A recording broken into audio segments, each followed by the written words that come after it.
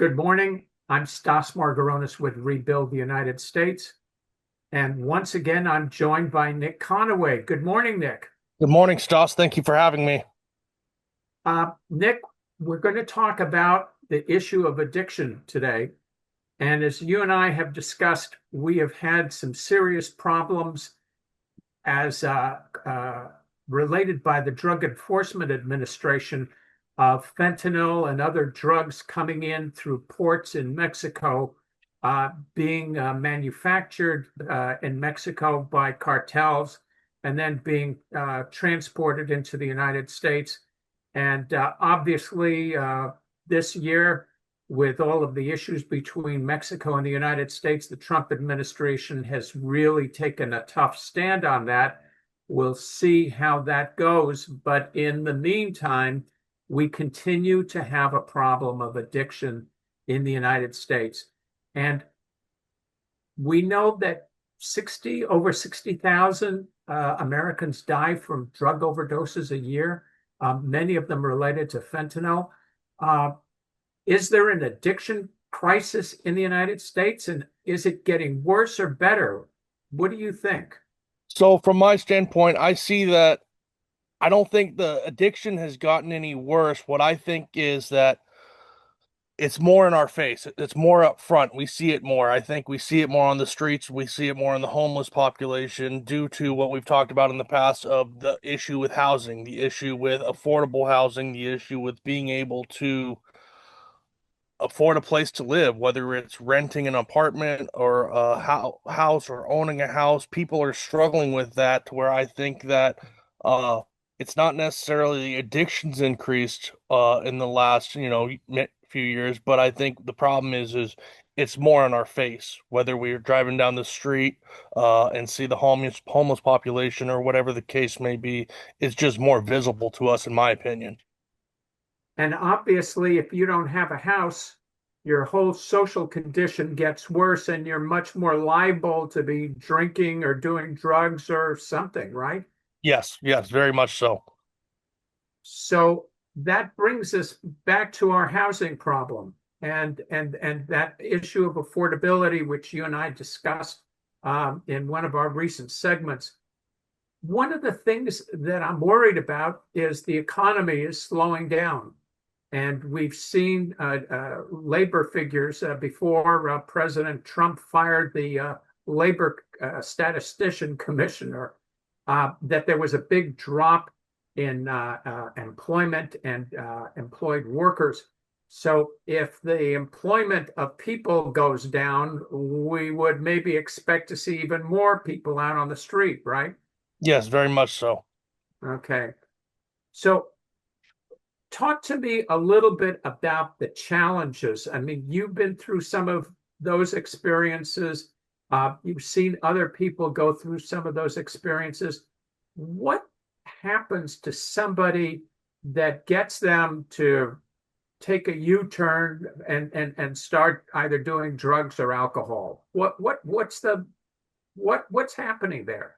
So for me, I didn't have anything really traumatic happen. I had no, I had a loving parents, loving family, everything I could, need, a roof over my head, food.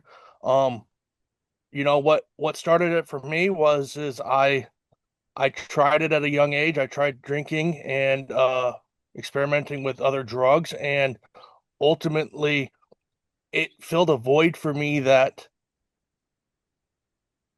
I didn't have to worry about, I when I grew up, I didn't feel like I fit in. I didn't feel part of, and that filled the void for me. And then from there, um, I know there's very varying opinions of addiction and why people get stuck in it. But, from my understanding and from my experience, once I started drinking and using, it flipped a switch in my body and in my brain to where I couldn't stop.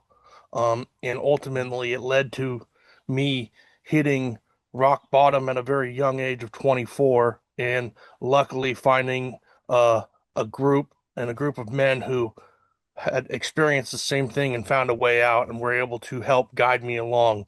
That also had to lead me to to let go of my former thoughts and feelings about how to live and how to act.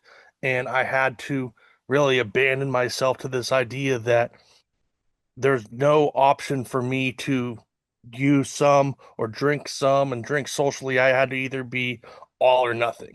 And I still live with that. And I'm still remind myself daily that if I were to drink one drink, it would be off to the races and I would not be able to control myself. So I think a lot of it is there's societal standards of what people think an alcoholic or a drug addict is. And we stigmatize it, whether it's television or TV or the news, and I don't think people are given the avenue to really get out of it. It makes it hard. I wasn't homeless at that time, right? I had an opportunity to get into a sober living environment, and I had the tools that I needed uh, to get the help I needed. But a lot of the people, especially as we were talking about, the homeless population and the people on the streets, they don't have that option. I had to completely remove myself from the environment I was living in. Otherwise, there was no chance of me getting sober. So I think that's the big problem is the people who they may want to get sober, but they're so stuck in their habitat that they're not able to remove themselves from it. Nick, you talked about the men that helped you recover and get out of that. Could you talk a little bit about how that process is and who the organizations were that you worked with? So I am a member of a 12-step organization, Alcoholics Anonymous, and ultimately what that is I mean it was founded back in the 1930s through a psychologist because and doctor, and there was a lot of issues with alcoholism back then. There is still today. And ultimately, what the 12 steps taught me was to not get so involved in myself, right? To give to others, to think of others, and to abandon myself to a power greater than myself, whether that be God or church or nature or whatever the case may be. It's different for everybody, right? But for me, it's knowing that I'm not running the show, because when I run the show, when I'm in control, when I decide how I want things to go, they typically go wrong. And I'm the arbiter of my own mess. I'm the creator of my own chaos. So, what this taught me was to get out of myself and to abandon myself to some other thought process, right? And some other thinking. And ultimately, knowing and reminding myself daily that I cannot safely use alcohol or drugs in any way, shape, or form. Because if Okay. I do, it who knows where I'll end up. The dynamics of the people that you met. Talk to me a little bit about some of the people that helped you. They obviously came from similar backgrounds, right? Well, not necessarily. There was people from the white collar lawyers, Okay. business owners to, you know, two strike felons, uh anybody and everybody. That's the thing about alcoholism and addiction is it does not discriminate on who you are or your background.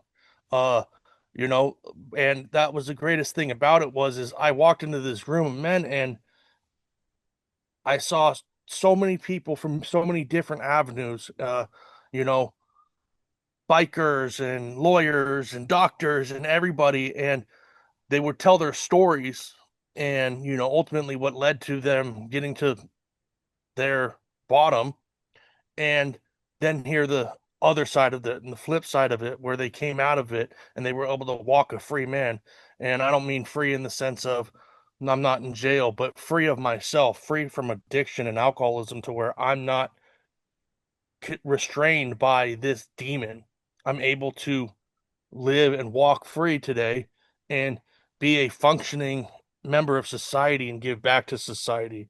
And, these men showed me that. And they gave me a lot of harsh truth that I needed to hear. They didn't sugarcoat anything.